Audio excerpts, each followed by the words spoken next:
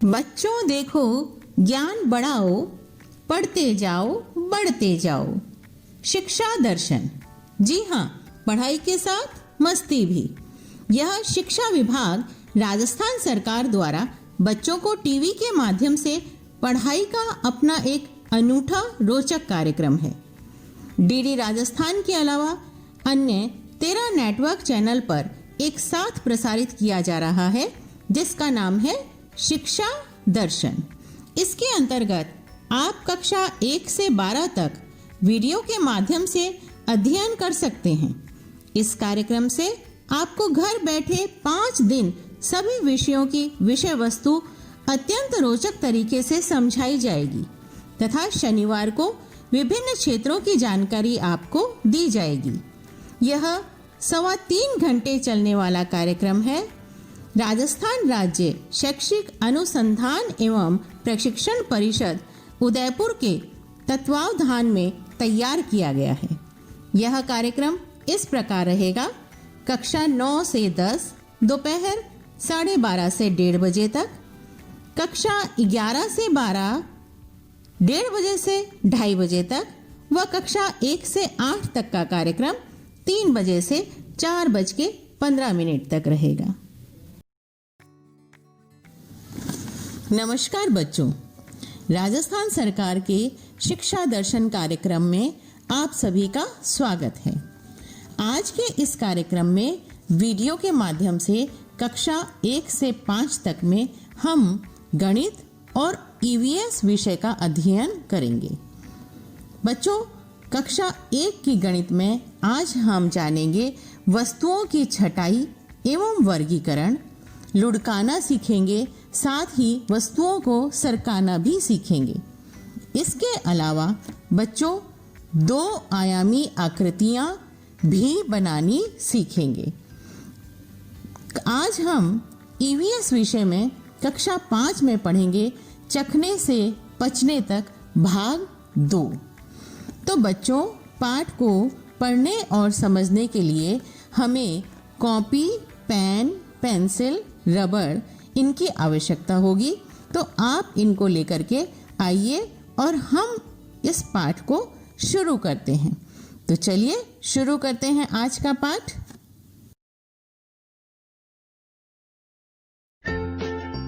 वस्तुओं को छांटने, sorting of objects में होने वाली सामान्य गलतियाँ। तो बच्चों, पिछली वीडियो में आपने सीखा अलग अलग आकृतियों की पहचान करके वस्तुओं को छांटना। इस वीडियो में हम वस्तुओं को छांटने में होने वाली सामान्य गलतियों के बारे में जानेंगे। आज छोटू की मैडम कक्षा में कुछ वस्तुएं लेकर आई हैं। बच्चों, ये देखो, मेरे पास कुछ वस्तुएं हैं। क्या आप इन्हें पहचान सकते हो? मैडम एक वस्तु दिखाती हैं और पूछती हैं, बच्चों, क्या आप पहचान सकते हो कि यह वस्तु किस आकृति की तरह दिखती है? मैडम, ये गोल गोल बॉल जैसी आकृति है। शाबाश आरती, सही कहा। ये है गोल बॉल जैसी आकृति।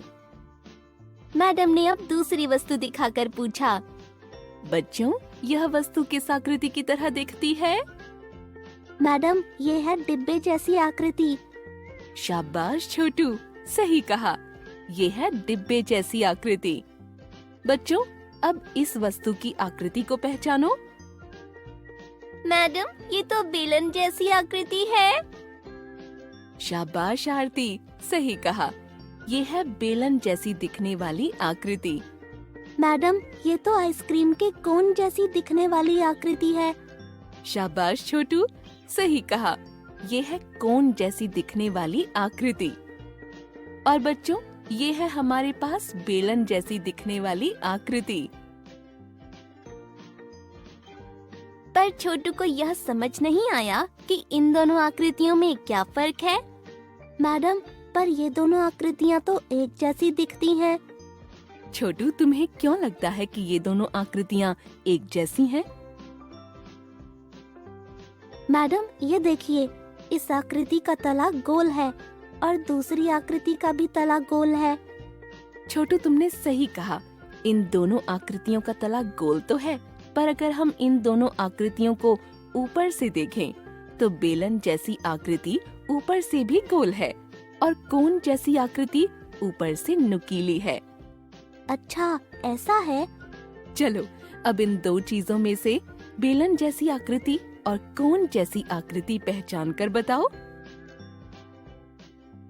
बच्चों, क्या आप इन वस्तुओं की आकृति को पहचान सकते हो?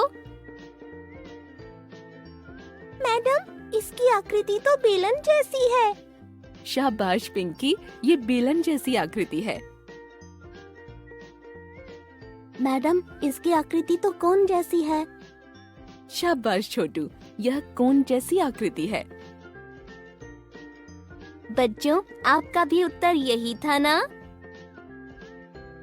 तो आपने देखा, बेलन जैसी दिखने वाली आकृति दोनों तरफ से गोल होती है, पर आइसक्रीम के कोन जैसी दिखने वाली आकृति एक तरफ से गोल और एक तरफ से नुकीली होती है। आज के लिए बस इतना ही। इस वीडियो में हमने वस्तुओं को छांटने में होने वाली सामान्य गलतियों के बारे में जाना। मुझे आशा है कि आप यह विषय ठीक से समझ गए होंगे। बाय बच्चों। लुढ़कने, रोल और सरकने, स्लाइड वाली वस्तुओं को पहचानना। हेलो बच्चों, मैं हूँ तोता। इस पाठ में आपका स्वागत है। आइए देखें कि इस पाठ में हम क्या सीखेंगे।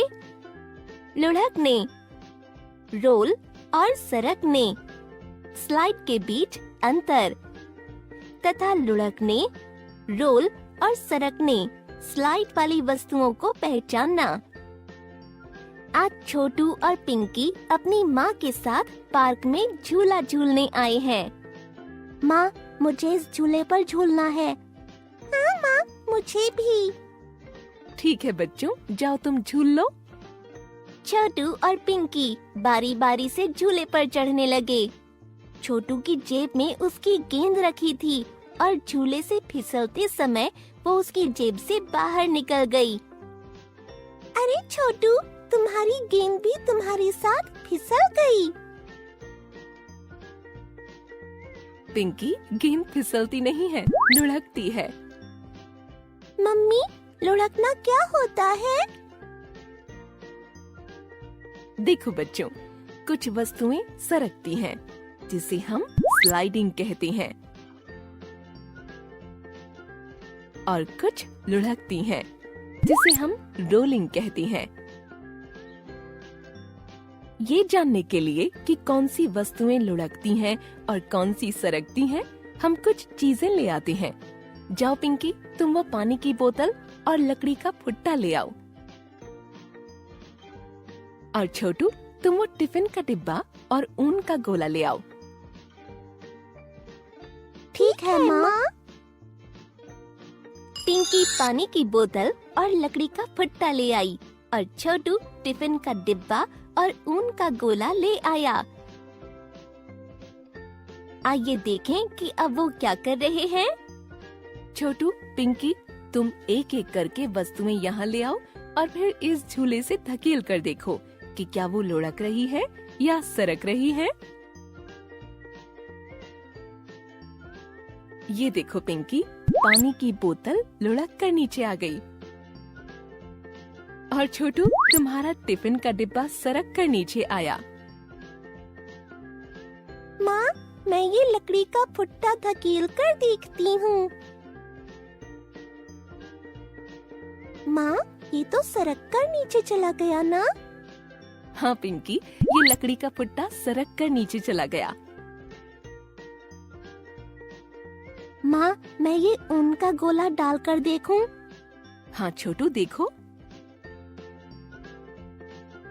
माँ, ये ऊन का गोला तो लुढ़क कर नीचे आ गया। सही कहा छोटू। इसका मतलब ये है माँ कि जितनी भी गोलाकार चीजें होती है वो लुढ़कती हैं और बाकी वस्तुएं सरकती हैं, है ना माँ? हाँ छोटू, जिन चीजों की सतह गोलाकार होती है वो चीजें लुढ़कती हैं। जैसे कि ये संतरा ये गोलाकार है तो ये लुढ़केगा। और इस कॉपी की कोई सतह गोलाकार नहीं है तो ये सरकेगी। तो बच्चों, आपने देखा जिन चीजों की सतह गोलाकार होती है वो लुढ़कती हैं और जिन चीजों की कोई सतह गोलाकार नहीं होती वे सरकती हैं। तो बच्चों, आज के लिए बस इतना ही। इस वीडियो में हमने सीखा लुढ़कने, रोलिंग और सरकने, स्लाइडिंग के बीच अंतर तथा लुढ़कने, रोलिंग और सरकने, स्लाइडिंग वाली वस्तुओं को पहचानना। अगली वीडियो में हम लुढ़कने और सरकने वाली वस्तुओं के कुछ दिलचस्प उदाहरण देखेंगे। तब तक के लिए बाय बच्चों। लुढ़कने, रोल और सरकने, स्लाइड वाली वस्तुओं को पहचानने के दिलचस्प उदाहरण। हेलो बच्चों, पिछली वीडियो में हमने सीखा लुढ़कने और सरकने के बीच अंतर तथा लुढ़कने और सरकने वाली वस्तुओं को पहचानना। इस वीडियो में हम लुढ़कने और सरकने वाली वस्तुओं के कुछ दिलचस्प उदाहरण देखेंगे। छोटू और पिंकी आज स्कूल से घर आकर कैरम खेल रहे हैं। पिंकी, तुम्हें याद है हमें स्कूल से लुढ़कने या सरकने वाली वस्तुओं की सूची बनाने को कहा गया है। हाँ छोटू, मुझे याद है। इस खेल के बाद हम सूची बना लेते हैं। लेकिन छोटू, ये कैसे पता चलेगा कि कौन सी वस्तु लुढ़कती है और कौन सी सरकती है? वो तो सोचना पड़ेगा, पर पहले ये देखो, मैंने रानी को गड्ढे में डाल दिया। अरे छोटू,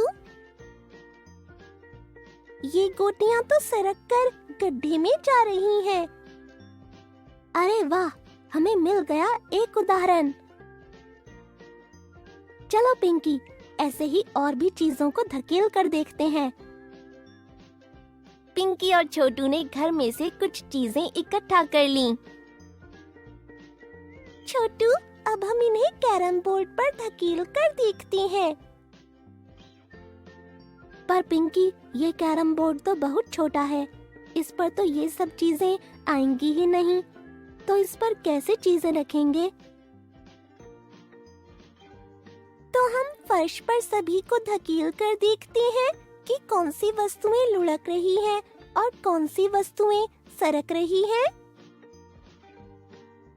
छोटू और पिंकी ने एक एक करके वस्तु को फर्श पर धकेलना शुरू कर दिया। चलो पहले पानी की बोतल को धकेलते हैं। ये तो लुढ़क रही है। अब ये कॉपी धकेल कर देखते हैं। ये तो सरक रही है। अब पेंसिल की बारी। और ये लुढ़क लुढ़क कर जा रही है। अब शार्पनर को धकेलते हैं। ये सरक रहा है। छोटू, जितनी भी चीजों की सतह गोलाकार है वो लुढ़क रही है और जिन चीजों की सतह गोलाकार नहीं है वो सरक रही है। हाँ पिंकी। तो बच्चों, क्या आप बता सकते हैं कि ये बेलन सरकेगा या लुढ़केगा? आपने सही कहा बच्चों, इस बेलन की सतह गोलाकार है तो यह बेलन लुढ़केगा।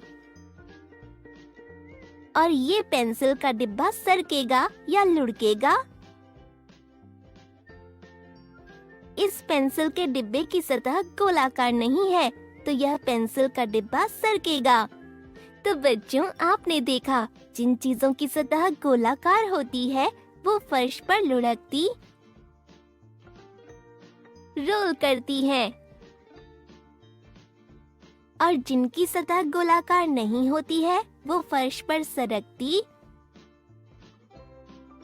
स्लाइड करती हैं। तो बच्चों, इस वीडियो में हमने लुढ़कने और सरकने वाली वस्तुओं को पहचाना। अगली वीडियो में हम लुढ़कने और सरकने वाली वस्तुओं को पहचानने के कुछ और दिलचस्प उदाहरण देखेंगे और कुछ सामान्य गलतियों के बारे में जानेंगे जो नहीं करनी चाहिए। तब तक के लिए बाय बच्चों। 2 आयामी आकृतियों 2 डायमेंशनल शेप्स को पहचानना। हेलो बच्चों, मैं हूँ तोता। इस पाठ में आपका स्वागत है। आइए देखें कि इस पाठ में हम क्या सीखेंगे। 2 आयामी आकृतियों 2 डायमेंशनल शेप्स को पहचानना। आज छोटू की कक्षा में मैडम ने सभी को 2 आयामी आकृतियों के कार्ड दिए हैं और उन्हें उन कार्ड को छांटकर अलग अलग रखना है। पिंकी, ये देखो, इस कार्ड पर एक गोला बना हुआ है। इसे हम अलग रख लेते हैं।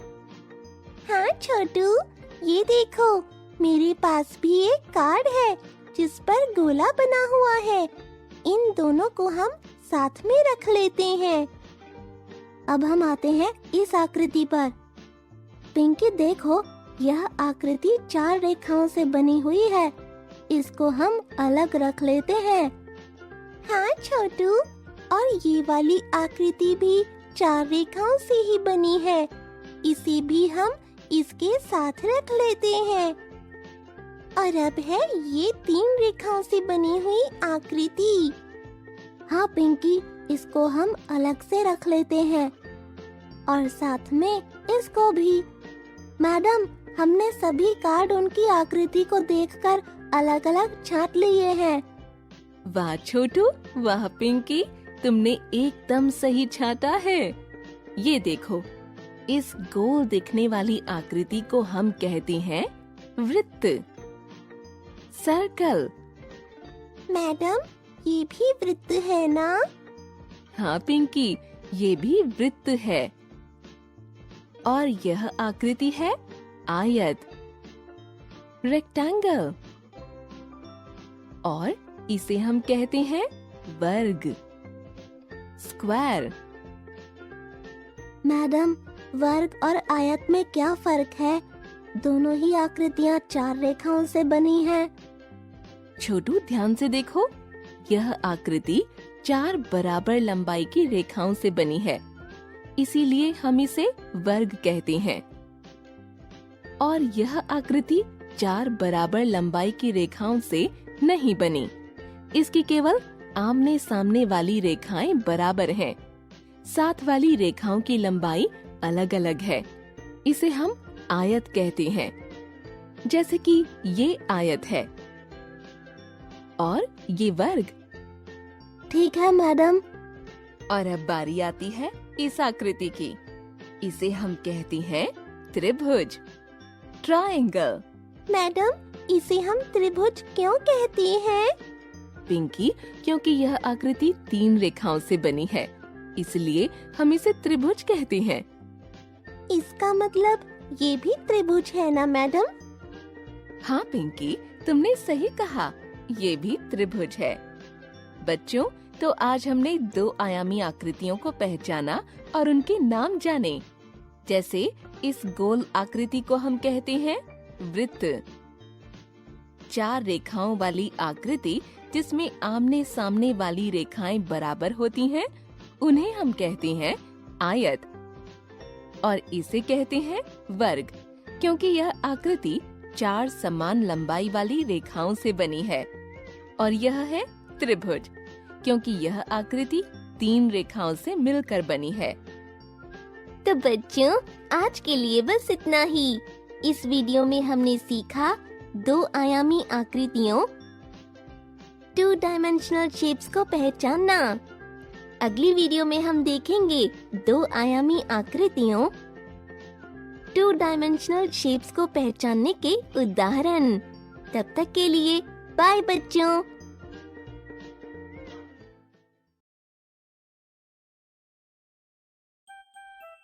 खाने का स्वाद से लेकर पचने तक का सफर, भाग 2। इस वीडियो के उद्देश्य हैं: क. समझना मुंह से खाने की पेट तक की यात्रा। ख. नमक चीनी के घोल के महत्व को समझना। ग, स्वच्छ और संतुलित आहार क्यों जरूरी है हमारे विकास के लिए। नमस्कार दोस्तों, आशा है आप लोग स्वस्थ होंगे। मैं फिर आ गया हूँ आप सभी को तंदुरुस्त बनाने के लिए। आपको ज्ञात होगा कि कल मीनू की माँ गीता, रमेश और मीनू को खाने का स्वाद से पचने तक के सफर के बारे में बता रही थीं।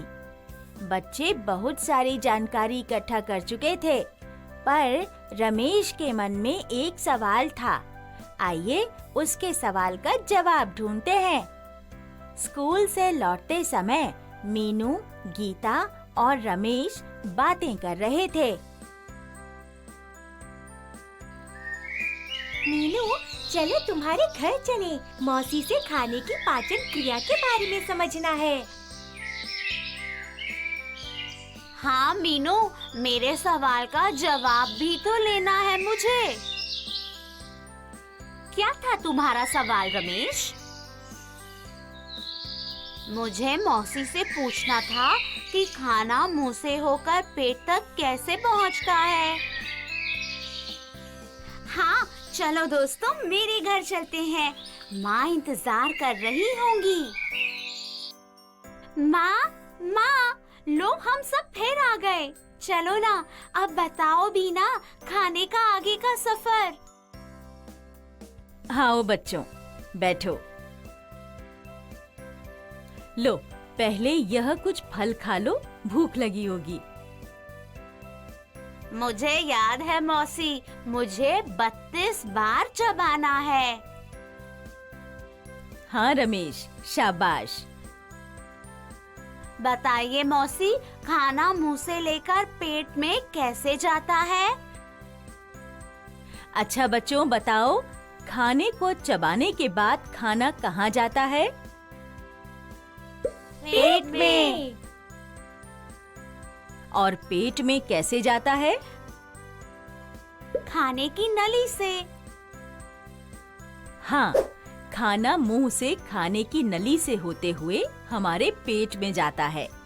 वहाँ हमारा पेट खाने में से अच्छी चीजें, पौष्टिक तत्व निकाल लेता है और बाकी अनचाही चीजों को आगे भेज देता है। इससे हमें पूरे दिन काम करने की, पढ़ने की और खेलने कूदने की शक्ति मिलती है।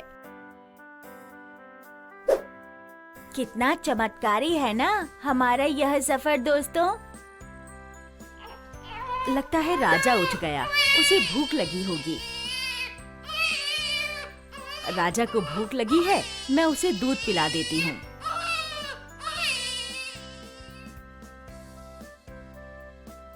मौसी, आपको कैसे पता चला कि राजा भूखा है? राजा बहुत छोटा है, जब उसे भूख लगती है तब वह रोता है। मैं समझ जाती हूँ कि उसे भूख लगी होगी। अच्छा तुम सब बताओ कि अगर तुम बहुत देर से भूखे हो तो तुम्हें कैसा लगता है? मेरा तो सर चकराने लगता है। कोई हंसना मत। जब मुझे भूख लगती है, मेरे पेट से आवाजें आने लगती हैं। हाँ, हमारे पेट से भी आवाजें आने लगती हैं। जब हमें भूख लगती है और हमने बहुत देर से कुछ खाया नहीं होता तो हमें थकान होती है, हमारा सर दर्द करता है, छोटे बच्चे रोते हैं और हाँ, हमारे पेट से आवाज भी आती है। आप बताइए, आपने जब बहुत देर से कुछ खाया नहीं होता तो आपको कैसा लगता है? मीनू, आज तो मौसी ने हमें कितनी सारी मजे की बातें बताई। तुम्हारे घर आना तो सार्थक हो गया। चलो गीता, एक बार हम सब लोग दोहराते हैं कि माँ ने हमें क्या बताया। चलो दोस्तों, शुरू हो जाते हैं। हमारे मुंह में जीभ पर हर स्वाद का एक विशेष स्थान है। थूक के कारण हमें खाने को चबाने में सहायता मिलती है और हम खाने को अच्छी तरह निगल सकते हैं। हमें खाने को धीरे धीरे चबा कर खाना चाहिए। खाना मुंह से खाने की नली में जाता है और वहाँ से हमारे पेट में जाता है।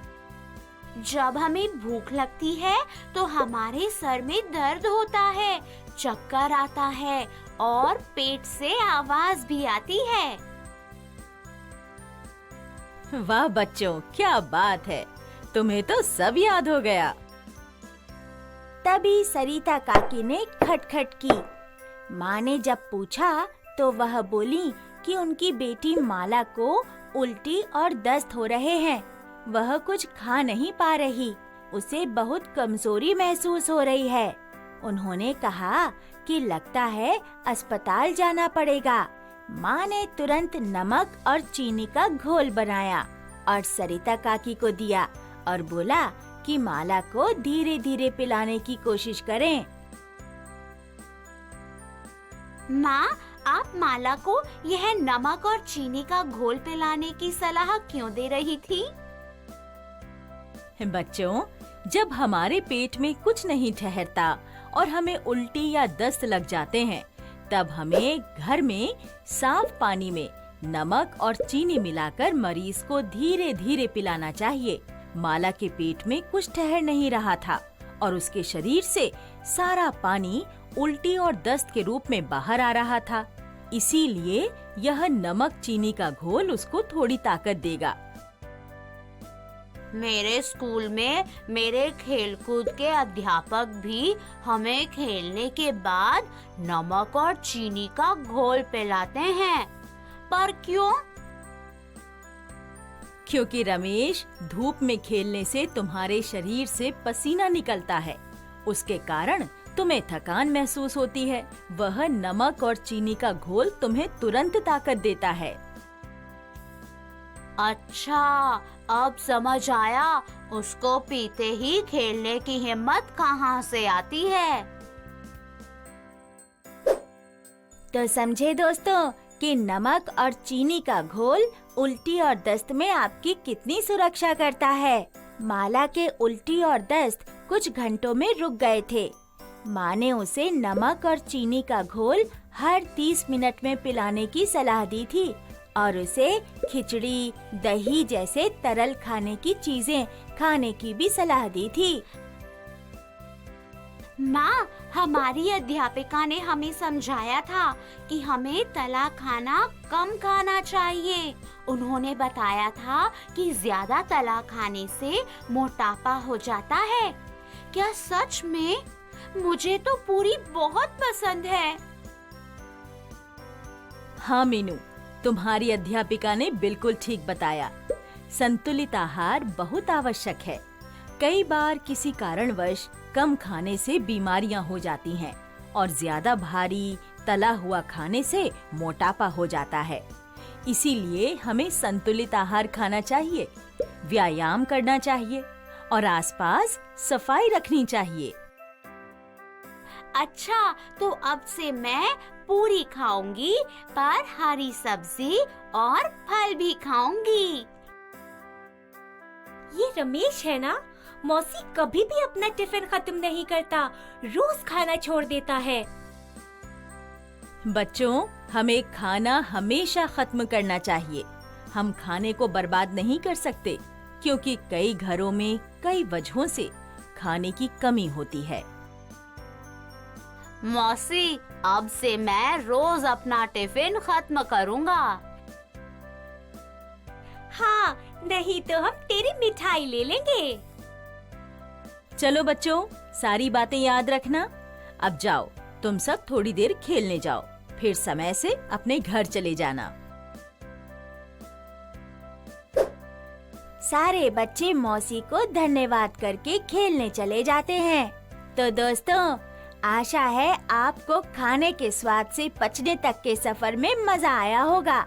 आप लोग ने जो भी सीखा है उसको याद रखना। अब से हमेशा स्वस्थ खाओ, स्वस्थ रहो।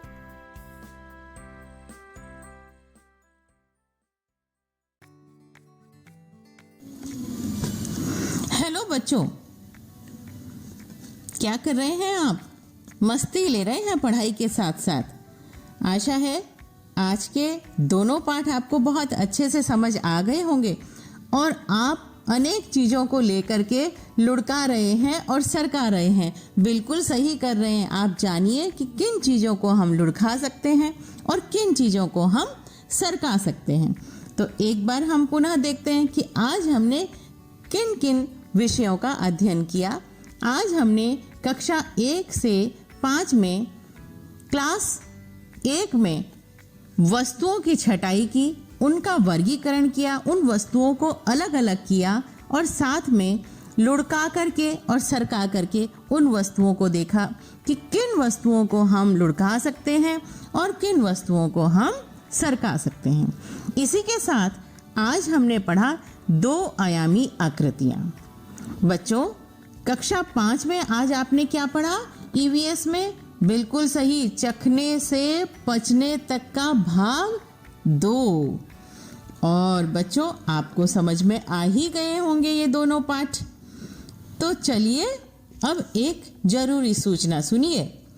बच्चों, जो भी आज आपने ये कार्यक्रम देखा है या हमारे चैनल पर प्रसारित हुआ है, यदि आप इसको पुनः देखना चाहते हैं तो ये कार्यक्रम आपको YouTube पर शिक्षा दर्शन प्रोग्राम में मिल जाएगा।